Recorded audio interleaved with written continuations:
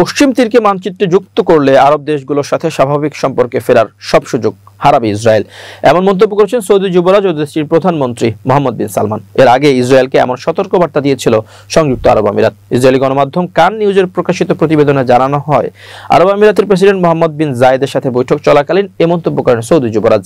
মূলত পশ্চিম তীরে ইসরায়েলের দখলদারিত্ব নিয়ে আবুধাবির কঠোর অবস্থানকে সমর্থন জানিয়েছে রিয়াদ।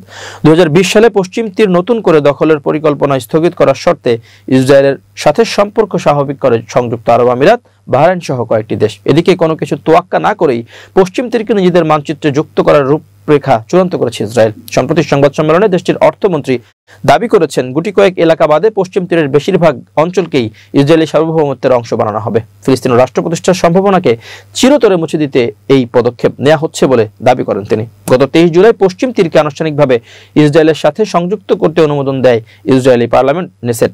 সংসদের সিদ্ধান্তে দেশটির প্রধানমন্ত্রী বেনিয়ামিন নেতানিয়াহুর দল লিকুদ সহ তার জোটের অন্যান্য দলকে সেদিন বেশ উচ্ছ্বাস প্রকাশ করতেও দেখা যায়। উল্লেখ্য, 1967 সালে পশ্চিম তীর দখল করে ইসরায়েল। এরপর 90 দশকে অসলো অর্কার্ডের আওতায় ফিলিস্তিন কর্তৃপক্ষের হাতে নিয়ন্ত্রণ তুলে দেওয়ার লক্ষ্যে অঞ্চলটিকে ভাগ করা হয়েছিল 3 ভাগে। 5 বছর মেয়াদী সেই পরিকল্পনা আলোর মুখ দেখেনি।